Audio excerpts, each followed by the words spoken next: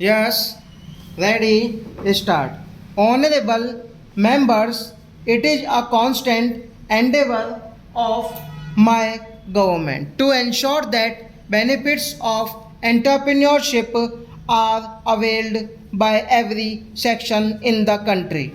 Under schemes like Hunar Haat and Ustad, not only the skills of lakhs of crafts persons are being developed, but employment opportunities are also being generated. Under these schemes, women crafts persons comprise more than half of the beneficiaries.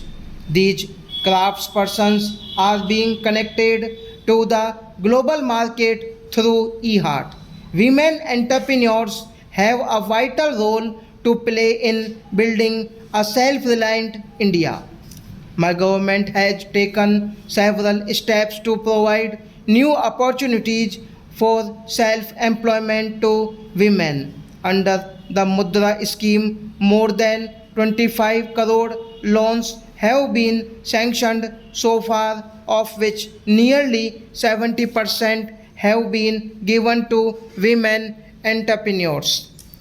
Under Deendayal Antyodaya योजना राष्ट्रीय ग्रामीण आजीविका mission more than 7 crore women entrepreneurs have been become a part of the network of nearly 66 lakh help self-help groups in the country.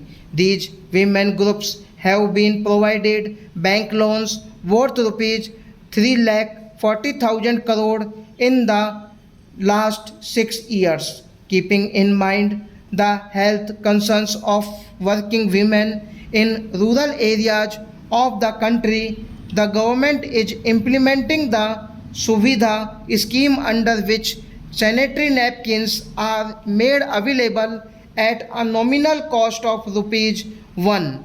My government is relentlessly working towards protecting the health of infants and pregnant women through various initiatives like Rashtriya Poshan Abhiyan, free checkups and financial assistance to pregnant women.